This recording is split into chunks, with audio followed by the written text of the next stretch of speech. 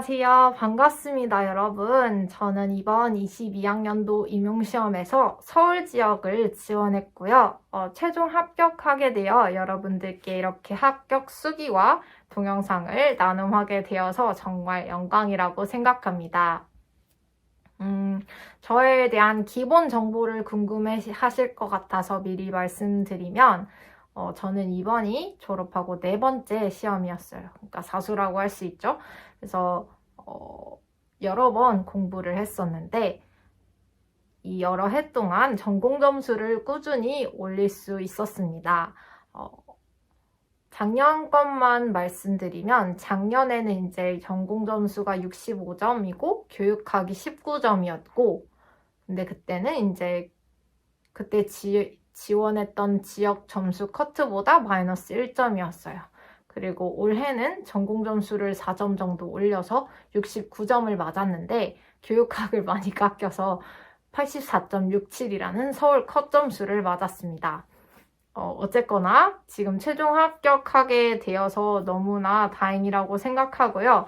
2차 공부법도 조금 이따 말씀드릴 건데 먼저 1차 공부법부터 영역별로 말씀드리도록 하겠습니다. 연결론이죠. 첫 번째는 연결론에 대해서는 정말 송은우쌤과 박현수쌤을 전적으로 믿고 본인이 어디가 부족한지 노티싱 더 갭을 하는 게 가장 중요하다고 생각합니다. 그걸 할 수 있는 방법이 이제 매핑을 한다거나 키카드를 만든다거나 KWL 차트를 작성하는 것이 될 텐데요. 저는 그 세 가지를 모두 꾸준히 하였습니다. 빌드업 책이 워낙 구조화가 잘 되어 있는 책이어서 박현수 선생님 강의를 들으면서 이제 백지에 매핑을 해보는 거예요. 그래서 그거를 머릿속에 자기가 얼마나 알고 있는지 어느 정도 줄기가 서 있고 큰 그림을 그릴 수 있고 이제 세부적인 내용을 깨알같이 외워가면서 자꾸 덧붙여 나갔던 것 같아요. 그래서 매핑을 통해서 매일매일 단원별로 매핑을 했고 그래서 그 매핑에서 내가 못 채운 부분은 다음날 채우고 또 다음날 채우고 다음 주에는 더 채우고 그런 방식으로 최대한 머릿속에 가지고 있는 것을 잊어먹지 않도록 반복하는 게 기본이었고요. 그리고 이론 강의를 지금 듣고 계실 시기일 텐데 처음 들을 때 정말로 이해를 많이 하시는 게 가장 기본일 것 같아요.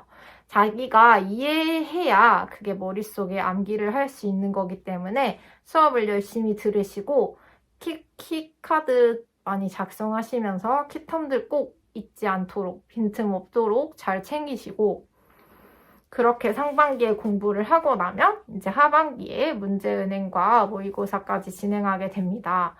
그 중간을 연결해주는 게 가장 중요한 기출문제일 텐데요. 요새의 경향 자체가 이렇게 말하는 게 조심스럽긴 하지만 요새 경향 자체가 딱 시험 상황에서 문제가 주어졌을 때 문제에서 요구하는 바를 정확하게 파악하고 거기서 요구하는 내용만을 감점 없이 잘 담아내는 답안을 써내는 게 중요해요. 그래서 그 데이터를 분석하기 위해서는 앞서 언급했던 키텀이나 자신에 대한 이 연결론에 대한 큰 그림이 머릿속에 딱 들어있어야 되고 그래서 그 문제를 정확하게 파악하고 또 문제에서 요구하는 바를 정확하게 써내는 능력은 하반기에 충분히 기르실 수 있을 것입니다. 우리 박현수 선생님과 송은호 선생님께서 문제를 주시고 또 문제 풀이를 해주시면서 어떤 게 필요한 정보고 이런 점은 꼭 들어가야 1점이고 0.5점이다 이런 얘기를 세세하게 해주시거든요. 그래서 본인이 뭘 잘못 쓰고 있는지 그런 걸 잘 파악했던 것 같아요. 그래서 이제 인풋과 아웃풋의 조화를 저는 가장 중요했다고 생각합니다. 그래서 상반기에는 맵핑을 하고 구조화를 했다는 게 저의 공부 방식이었고요.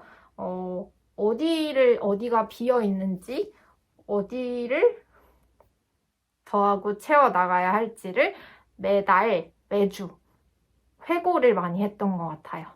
그리고 하반기에 방금 말씀드렸던 기출문제랑 문제풀이의 경우에는 계속 think aloud를 많이 사용하면서 이걸 물어보니까 이걸 identify 하고 그 다음에 이걸 이렇게 매칭해서 evidence는 여기서 갖다 쓰고 이걸 키워드로 넣어야 되고 그런 거를 계속 사고 과정을 단련했습니다. 그리고 이제 박현수 선생님이랑 상담도 많이 요청해서 해보고 자기의 답안을 자꾸 고쳐나가고 또 송은우 선생님이 해주신 것처럼 불필요한 정보를 많이 걷어내는 연습을 했던 것 같습니다. 그래서 이번 문제에서도 두나카피라는 내용이 없었지만 신나게 베껴 쓰지 않고 딱 필요한 정보를 열심히 갖다 쓰려고 많이 노력했던 것 같아요. 그런 지점이 있었고 그 다음에 이제 영어학으로 넘어가면 영어학 역시 앤드류쌤을 저는 정말로 믿고 따랐습니다. 초반에 이제 TG를 소화하고 시날규랑 트포를 소화하는데 저는 상대적으로 좀 시간이 많이 걸렸어요. 학부 때 영어학에 대해서 열심히 공부를 안 했어가지고 음성음운론을 처음에 많이 헤맸고 하지만 또 AEP를 회독하면서 조금 틀이 섰던 것 같아요. 그래서 제가 어떻게 했는지를 조금 보여드리고 싶어서 일단 강의를 듣는 게 가장 우선이겠죠? 왜냐면 이해를 해야 되니까. 그래서 이해를 하고 나면 그걸 머릿속에 자꾸 넣는 연습을 해야 되잖아요. 그래서 제가 사용했던 방법은 약간 이런 식으로 데이터를 만들어서 이걸 아마 앤드류쌤이 또 정리를 해주신 게 있을 거예요. 그래서 그런 정보를 활용해도 되겠고 저처럼 아니면 룰이랑 이렇게 룰 이름을 써놓고 그 다음에 이 룰을 설명할 수 있는 설명을 쓰고 그 다음에 이 데이터만 따로 놔두는 거예요. 그래서 데이터만 쳐다보고 이 룰을 내가 이끌어낼 수 있는지 그런 연습을 반복해서 했습니다.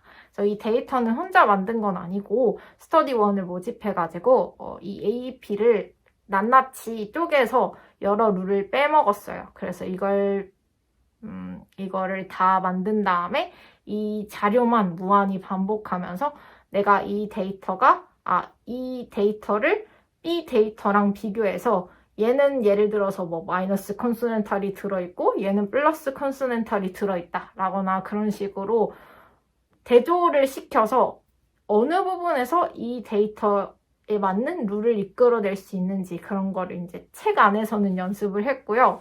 이게 정형화되어 있을 때 이제 문제에서 실전에서 뭔가 튀는 정보가 하나 더해졌을 때도 룰을 이끌어낼 수 있기 때문에 이런 방식으로 룰을 연습했습니다.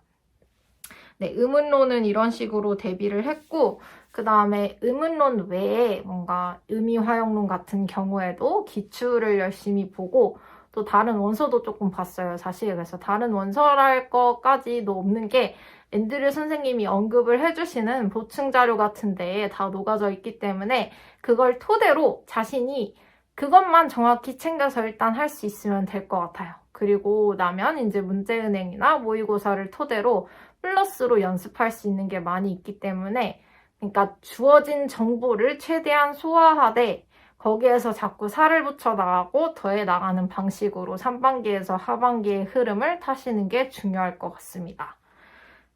그리고 하반기에는 역시 아까 연결원이랑 비슷하게 저는 전반기에 이제 인풋을 열심히 넣어놓고 하반기에는 아웃풋에 대한 비중을 좀 더 늘렸었어요. 그런 식으로 큰 그림을 잡았고 그리고 나서 문법 같은 경우에는 이제 통사론이랑 같이 엮어서 공부를 하잖아요, 보통. 그래서 TG를 기초로 했는데 TG도 역시 앤드류 선생님 원서 강의를 처음에 듣고 프린트랑 책으로 열심히 정리를 했어요. 아까 빌드업을 딱 머릿속에 구조화했듯이 TG도 자꾸 보다 보면 머리에 딱 들어오거든요. 앤드류 선생님이 다뤄주시는 그 16개 덩어리 있잖아요. 그래서 그거를 프린트를 줄기로 두고 걔를 소화하면서 그 프린트에 덧붙여서 제가 좀 단권화를 했어요. 그래서 예문을 보고서도 내가 이 앞뒤에 있던 정보로 이걸 설명해낼 수 있는지 아까 의문론 했던 것처럼 데이터를 보고 이거에 대한 설명을 내가 할 수 있는지를 머릿속에 자꾸 넣도록 훈련했습니다. 그래서 그 방식에서 사용한 게 이것도 약간 표로 어떤 표를 만드는 스터디를 했던 건데요. 이런 식으로 정리했어요. 그래서 예문을 맨 왼쪽에 놓고 그 다음에 설명을 다는 거예요. 그리고 출처를 놔두겠죠? 그래서 그 다음에 이 설명을 비워놓고 내가 설명을 쓸 수 있는지 하는 거예요. 이거 정비문을 판단하는 문제를 만든 건데, 그러니까 예문을 봤을 때 이 내용을 떠올릴 수 있는지 빠르게 체크할 수 있었고요. 이 예문에 대한 출제는 TG 책에서랑 앤드류센 프린트에서 했던 거죠. 그래서 핵심 포인트 매번 적어주시잖아요. 그래서 그 포인트를 쟁점 포인트라고 딱 생각을 해서 TG 이 단원에는 이런 내용이 나올 수 있겠구나 라는 점을 중점적으로 먼저 숙지를 하고 거기에서 그치지 않고 이제 뭐 엑서사이즈 문제랑 예문도 다 따로 정리를 했습니다.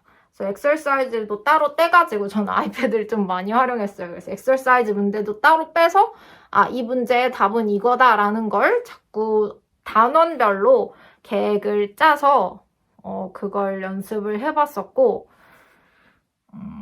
네, 그리고 이제 TG를 보다 보면 이제 신알규도 하게 되고 트포도 진행을 하잖아요. 그래서 통사론 공부랑 어떻게든 맞물릴 수밖에 없는 부분들이 있는데 그런 지점에 있어서는 이 트포를 볼 때 또 TG로 돌아와서 이거 want, persuade 이런 거랑 겹치는 부분을 다시 본다거나 아니면 뭐 프로나운 챕터의 경우에는 바인딩이랑 연결이 되잖아요. 그래서 연결이 되는 지점이 있을 때는 꼭 다시 돌아와서 보면서 걔네를 합치는 작업을 꼭 했던 것 같아요. 그래서 이건 내용적인 측면에서 꼭 달아나는 부분이 없도록 자꾸 허점을 찾는 용도로 이 스터디에서 만들었던 자료를 반복했고, 그리고 네, 문법이랑 통사로는 이것도 이제 이론 강의를 정확하게 숙지를 한 다음에 문제풀이에 가서도 앤드류쌤은 워낙 머릿속에 이렇게 딱 연간 계획을 딱 세워주시잖아요. 그래서 그걸 따라가다 보면 어느새 이게 머릿속에 들어있는 거예요. 덩어리째.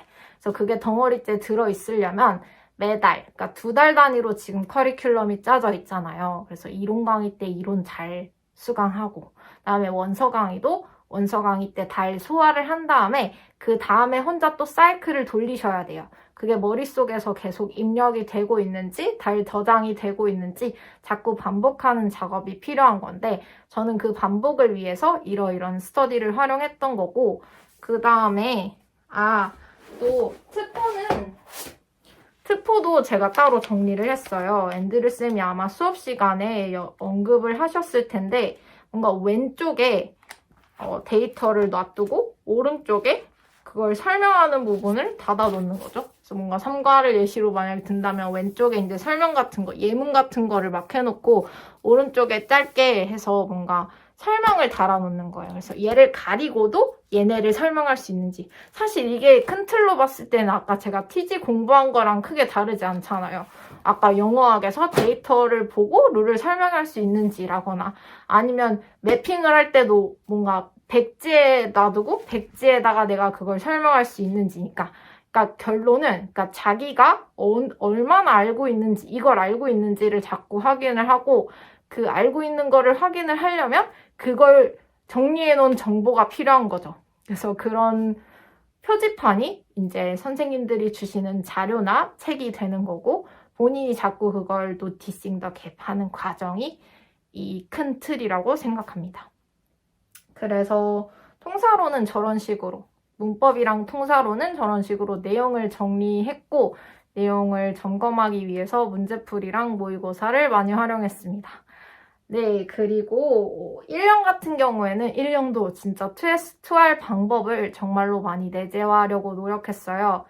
유희태 선생님께서 매번 강조하시는 것이 이제 한 문제를 여러 번 정확하게 꼼꼼하게 분석하는 게 중요하다고 하시잖아요.